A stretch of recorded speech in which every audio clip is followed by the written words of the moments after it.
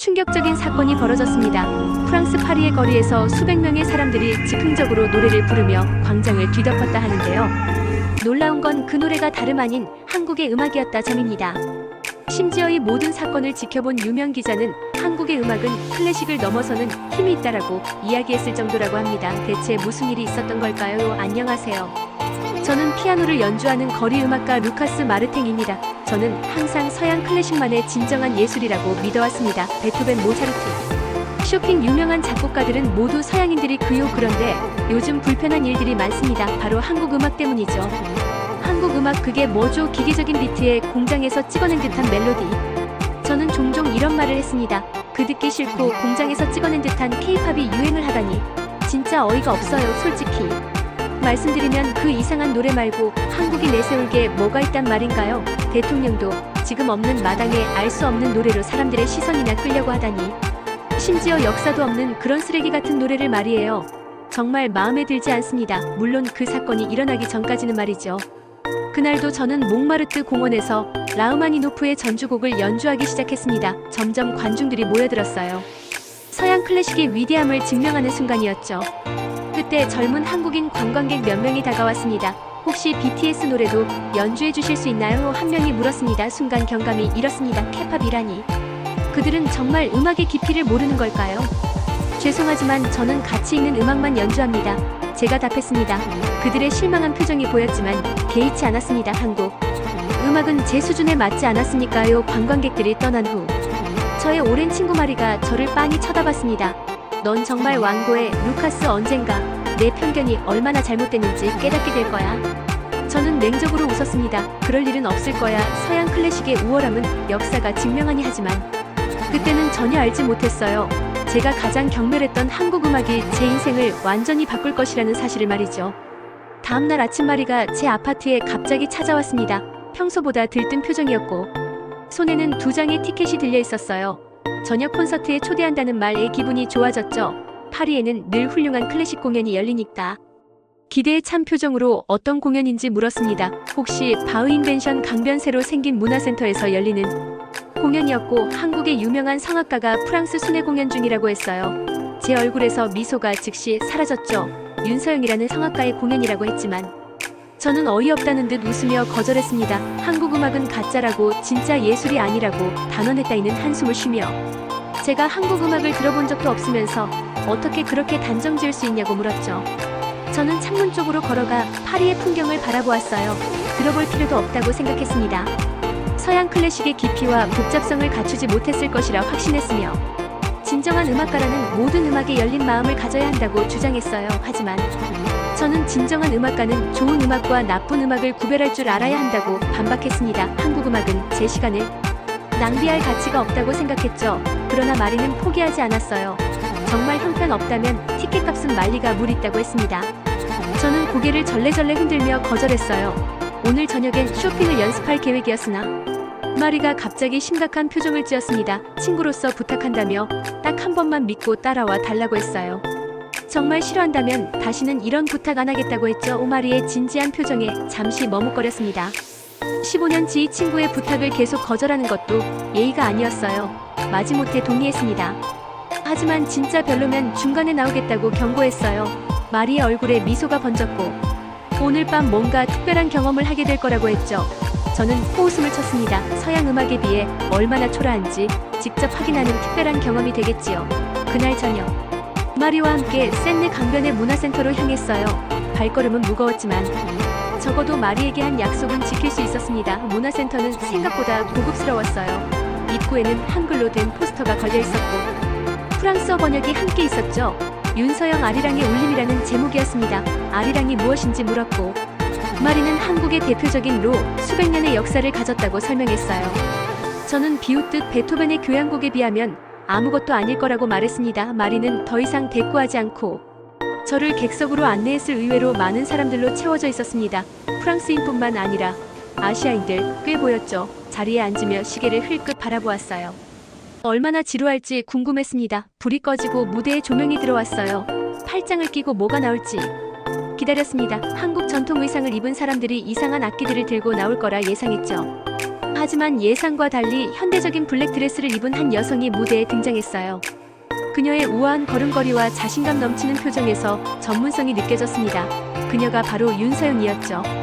청중들이 박수를 치는 동안 별 감흥 없이 앉아 있었어요. 곧 시작되리 소위 음악이 얼마나 서양 클래식에 미치지 못하는지 확인할 준비를 했습니다. 윤서영이 마이크 앞에 서서 프랑스어로 인사했어요. 첫 곡으로 한국의 영혼이 담긴 아리랑을 들려주겠다고 했죠. 피아노 반주가 조용히 시작되었어요.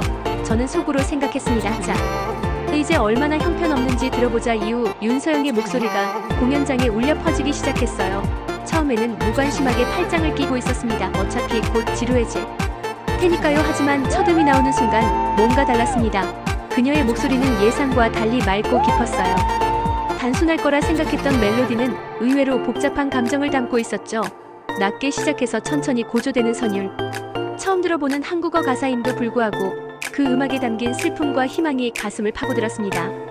아리랑 아리랑 아라리오 이상했어요. 가사의 의미는 알 수 없었지만 그 멜로디가 제 안에서 무언가를 건드리기 시작했습니다. 처음에는 거부했죠. 이건 그저 낯선 음악이라 신기한 것뿐이야. 클래식만큼 깊지 않아. 그렇게 스스로를 설득하려 했습니다. 하지만 윤서영의 목소리가 더 높이 솟구칠 제 방어벽은 서서히 무너져 내렸어요. 그녀의 음색에 수백 년의 역사와 한민족의 슬픔이 담겨 있었습니다. 그녀가 내는 하나하나의 깊은 감정이 실려 있었죠. 문득 마리를 힐끗 쳐다보니 그녀는 이미 음악에 완전히 빠져 있었어요. 주변을 둘러보니 청중들도 모두 숨을 죽이고 윤서영의 노래에 집중하고 있었어. 프랑스인들의 눈에도 눈물이 맺혀 있는 것이 보였죠. 그때였어요. 제 심장이 갑자기 요동치기 시작했습니다. 묘한 감정이 가슴을 채웠어요. 낯설지만 이상하게 따뜻한 느낌. 마치 오래전 잊고 있었던 기억이 되살아나는 것 같았죠. 하지만 그건 불가능했습니다. 한국 음악을 들어본 적도 없었으니까요. 이게 뭐지? 노래가 절정에 달했을 때 윤서영의 목소리는 마치 새처럼 높이 날아올랐어요. 그 순간 저도 모르게 눈을 감았습니다. 온몸에 소름이 돋아 클래식을 들을 때만 느꼈던 그 전율이 아리랑을 통해서도 느껴진 것이었습니다. 공연이 끝나고 불이 켜졌습니다. 관객들은 모두 일어나 기립박수를 보냈어요. 저도 모르게 함께 일어서 있었죠. 마리가 제게 미소를 지어도 어땠어? 그녀가 물었어요. 대답하지 못했습니다. 아직도 아리랑의 멜로디가 제 머릿속에서 맴돌고 있었죠. 그 단순하면서도 깊은 선율이 제 안에 깊이 각인되어 있었습니다. 공연장을 나오는 내내 말이 없었어요. 마리는 제 반응을 보고 더 이상 질문하지 않았습니다. 그저 만족스러운 미소만 지었죠. 그녀는 알았어요. 제가 음악적 편견의 벽을 조금 허물기 시작했다는 것을. 집으로 돌아오는 길 센느 강변을 걸으며 밤하늘의 별들을 바라보았습니다. 파리의 밤은 언제나처럼 아름다웠어요. 하지만 오늘 밤은 뭔가 달랐죠. 머릿속에서는 계속해서 아리랑이 울려 퍼지고 있었습니다. 아리랑 아리랑 아라리오. 집에 도착해 불을 켰습니다. 피아노 앞에 앉았어요. 손가락 건반 위에 올라갔지만 평소처럼 쇼팽이나 베토벤을 연주하지 않았죠. 대신 기억을 더듬어 아리랑의 멜로디를 재현해보려 했습니다. 창문 너머로 파리의 불빛이 빛나고 있었습니다. 하지만 제 마음속에는 다른 세계가 열리고 있었죠. 한국의 아리랑이 제 음악적 지평을 넓히고 있었습니다. 그날 이후 밤새 아리랑의 멜로디가 머릿속에서 맴돌았습니다. 침이 밝았을 때도 여전히 그 노래가 제 마음에 남아있었어요. 평소처럼 피아노를 끌고 몽마르트르 언덕으로 향했습니다. 오늘은 라흐마니노프의 전주곡을 연주할 계획이었어요. 전날 밤에 이상한 감정을 떨쳐내고 싶었죠. 사클의 그르 성당 근처 제 단골 자리에 피아노를 놓았습니다. 날씨는 화창했고 관광객들이 벌써 광장을 채우기 시작했어요. 저는 피아노 의자를 조절하고 악보를 펼쳤습니다. 깊게 숨을 들이마시고 건반에 손을 올렸어요. 그리고 연주를 시작했습니다. 하지만 계획했던 라흐마니노프가 아니었죠. 제 손가락에 자기 의지를 가진 듯 아리랑의 멜로디를 연주하기 시작했습니다. 뭐야, 나 왜 이걸 연주하고 있는 거지? 당황해서 손을 멈추려 했지만 멜로디는 계속 흘러나왔어요. 마치 제 영혼이 그 노래를 원하는 것 같았습니다. 그래서 저는 그냥 따라가기로 했죠. 처음에는 원곡 그대로 연주했습니다. 단순하지만 깊은 감정이 담긴 그 선율. 하지만 곧 제 클래식 훈련이 자연스럽게 녹아들기 시작했어요. 화성을 더 풍부하게 만들고 멜로디에 작은 변주를 더했죠. 눈을 들어보니 사람들이 하나둘씩 모여들기 시작했습니다. 그들의 표정이 달랐어요. 제가 늘 연주하던 클래식 곡들을 들을 때와는 다른 반응이었죠. 어떤 이들은 눈을 감고 음악에 깊이 빠져들었고 다른 이들은 서로를 바라보며 놀란 표정을 짓고 있었습니다. 연주를 계속하면서 저는 점점 더 깊은 감정에 빠져들었어요. 이상했습니다. 하루 전까지만 해도 한국 음악을 무시했던 제가 지금은 그 음악에 완전히 몰입해 있었죠. 제 손가락은 마치 오랫동안 이 곡을 연주해 온 것처럼 자연스럽게 건반 위를 움직였습니다. 관객들이 점점 더 많아졌어요. 어느새 제 주변은 수십 명의 사람들로 둘러싸여 있었습니다. 파리 시민들, 관광객들, 심지어 주변 상점 주인들 모두 발걸음을 멈추고 제 연주에 귀를 기울였죠. 저는 눈을 감고 완전히 음악에 몰입했습니다. 이 순간 음악의 경계가 무너지는 것을 느꼈어요. 서양과 동양 클래식과 민요 과거와 현재 모든 구분이 의미 없어졌습니다. 남은 것은 오직 순수한 음악의 감동뿐이었죠. 연주가 끝나갈 무렵 저는 다시 원곡의 단순한 멜로디로 돌아왔어요. 마지막 음이 공기 중에 흩어지고 잠시 침묵이 흘렀습니다. 그리고 폭발적인 박수 소리가 몽마르트르 광장을 가득 채웠죠. 관객들의 박수 소리가 자들지음한 여성의 목소리가 조용히 들려왔습니다. 처음에는 거의 들리지 않을 정도로 작은 소리였지만 점점 또렷해졌어요. 누군가가 아리랑을 부르고 있었습니다. 고개를 들어 소리가 나는 방향을 바라봤죠. 놀랍게도 그곳에는 윤서이 서 있었습니다. 어제 콘서트에서 저를 감동시킨 바로 그 성악가였다. 자연스럽게 노래를 부르고 있었습니다. 서영의 목소리는 맑고 깊었어요. 제 피아노 연주 위에 완벽하게 어우러졌을 계획된 것이 아니었습니다. 우연한 만남이었어요. 하지만 마치 오랫동안 함께 연습해 온 뒤처럼 자연스러웠습니다. 저는 다시 피아노를 연주하기 시작했어요.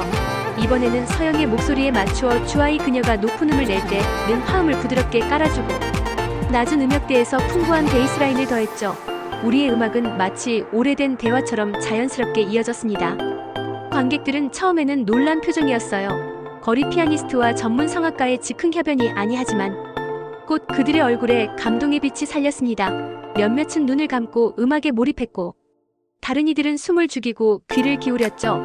윤영과 제 음악이 몽마르트르 광장에 울려 퍼질수록 더 많은 사람들이 발걸음을 멈추고 모여들었어요. 관광객들, 지나가던 파리 시민들, 주변 카페의 손님들까지 그들의 눈빛이 점점 바뀌었습니다. 처음에는 호기심, 그 다음은 놀라움, 그리고 마침내 깊은 감동으로 특히 한국인 관광객들의 반응이 인상적이었습니다. 그들의 눈에는 는 고향에 대한 그리움과 자부심이 동시에 깃들어 있었어요. 자국의 미호가 파리의 한복판에서 이렇게 울려 퍼지는 것이 믿기지 않는 듯했죠. 그때였습니다. 한 한국인 관광객이 조심스럽게 노래를 따라 부르기 시작했어요.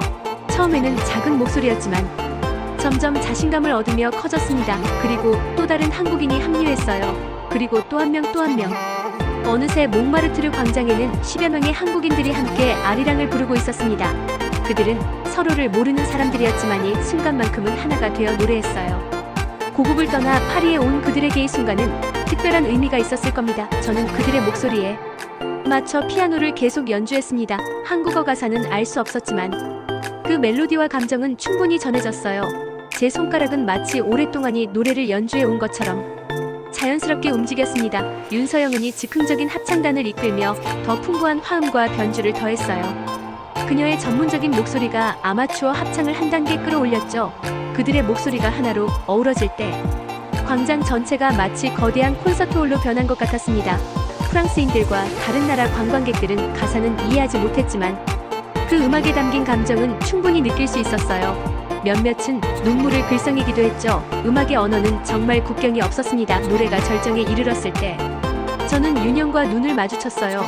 그녀의 눈에는 놀라움과 감사 그리고 깊은 감동이 어려 있었습니다. 저 역시 같은 감정이죠. 어제까지만 해도 한국 음악을 무시했던 제가 오늘은 수십 명의 한국인들과 함께 그들의 미호를 연주하고 있었으니까요. 점점 더 많은 한국인들이 합창에 참여했습니다. 어느새 20여 명이 넘는 즉흥 합창단이 형성되었어요. 그들 중 일부는 서로를 처음 보는 사이였지만이 순간만큼은 하나의 커뮤니티가 되어 같은 노래를 부르고 있었습니다. 노래가 끝나갈 무렵 저는 점점 템포를 늦추며 마지막 화음을 준비했어요. 서영도 제 의도를 읽고 합창단을 이끌어 완벽한 피날레를 만들어냈습니다. 마지막 음이 공기 중에 흩어지고 잠시 침묵이 흘렀죠. 그리고 폭발적인 박수와 환호성이 터져나왔습니다. 몽마르트르 광장 전체가 열광의 도가니에 빠졌어요. 사람들은 서로를 바라보며 미소 짓고 눈물을 닦고 감동을 나누었습니다. 환호성과 박수가 이어지는 가운데 마르트 장이 즉흥적인 공연장으로 변해가고 있었어요. 처음 윤서영 함께 시작된 작은 합창은 이제 거대한 음악 축제가 되었습니다. 30명이 넘는 즉흥 합창단이 형성되었어요. 그들은 서로를 모르는 사람들이었지만 고향의 노래를 함께 부르며 하나가 되었습니다. 윤서영은 자연스럽게 이 즉흥 합창단의 지휘자가 되었죠. 놀랍게도 한국인들뿐만 아니라 다른 나라 사람들도 참여하기 시작했어요. 프랑스인, 미국인, 일본인, 중국인 다양한 국적의 사람들이 아리랑의 멜로디에 맞춰 허밍을 하거나 후렴구를 따라 불렀습니다. 저는 계속해서 피아노를 연주했어요. 때로는 강하게 때로는 부드럽게 합창단의 에너지에 맞춰 음악의 흐름을 이끌어갔습니다. 이제 이 공연은 저 혼자만의 것이 아니었어요. 우리 모두의 것이었죠. 광장 주변의 카페 손님들도 자리에서 일어나 구경하기 시작했습니다. 상점 주인들은 가게 문을 열어놓고 음악을 들었어요. 심지어 몇몇 경찰관들도 발걸음을 멈추고 이 즉흥 공연을 지켜봤습니다. 윤서영의 제안으로 더 느리고 감정적인 버전의 아리랑을 시작했어요. 이 새로운 버전은 더 깊고 서정적이어서 눈물이 흘러내리기 시작했죠. 유럽인들 그 분위기에 완전히 압도되었던 프랑스인들도 가슴에 손을 얹고 음악에 몰입했습니다. 노래가 절정에 달했을 때 저는 피아노의 모든 기교를 동원했어요. 윤서영의 목소리는 더욱 높이 솟구치며 광장 전체를 울렸습니다. 마지막 화음이 공기 중에 흩어지고 잠시 정적이 흘렀어요. 그리고 폭발적인 환호성과 박수가 터져나왔습니다.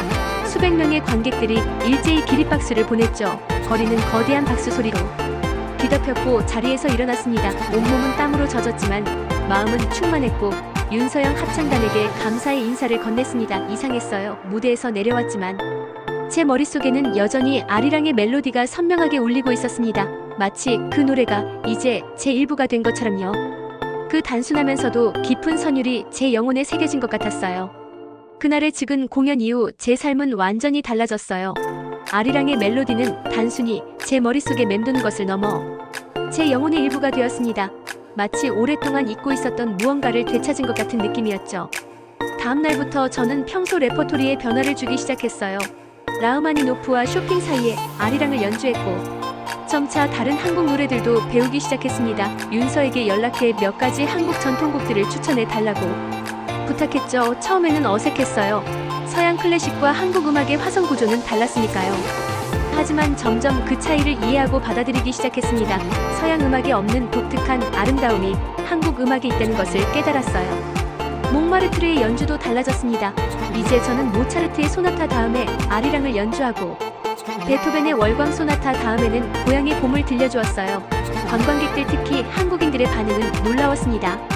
그들은 자국의 노래가 파리의 거리에서 울려 퍼지는 것에 감동하며 항상 풍성한 팁을 남겨주었죠. 하지만 돈보다 더 값진 것은 음악을 통해 느끼는 새로운 연결감이 한국인 관객들과 이야기를 나누기 시작했고 그들의 문화와 역사에 대해 배웠습니다.